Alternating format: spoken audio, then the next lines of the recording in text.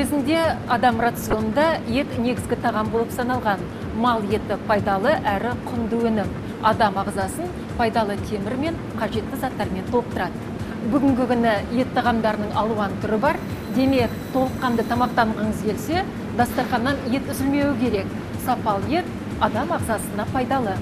Ет арзан өнім емес, оның үстіне тез бұзылады. Сондықтан саудагер ет сатқанда кірісті сақтап қалу үшін түрлі амалдарға жүгінеді. Дүкен сөрелерінде түсі сұрланған, желге кептірілген, бірнеше рет мұздатылған тауар марганец ерітіндісіне шыланып, иісін жоғалтып, етке қанық түс береді. Май қатпарларын анықтап қарасаңыз, қызғылт реңк марганец ерітіндісінің дәлел екенін аңғару қиын емес. Ал мерзімі өтіп кеткен етті фуксинмен өңдейді. Бұл химикатты тоқыма өнеркәсібінде және автоқаламның сиясын дайындау үшін қолданылады. Сүбені қағаз майлыққа қыссаңыз, бірнеше секундтан кейін фуксин қызыл күрең түстес даққа айналады.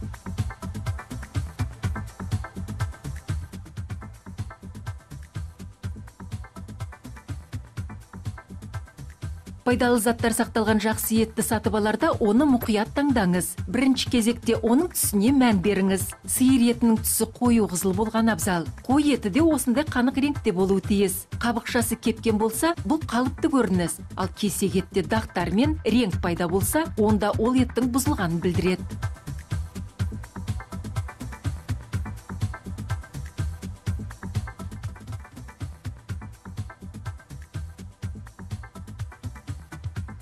Егер жақсы етке алақаныңызды тигізсеңіз, онда ол құрғақ қалпында қалуы қажет. Саусағыңызбен жоғары жағын бассаңыз, пайда болған шұңқыр тез арада тегістеліп тұрады. Демек, сіз сапалы өнімді таңдадыңыз. Есте сақтаңыз, жақсы етті иісінен байқауға болады. Ол үшін ыстық пышақпен бір тілімін кесіп көріңіз.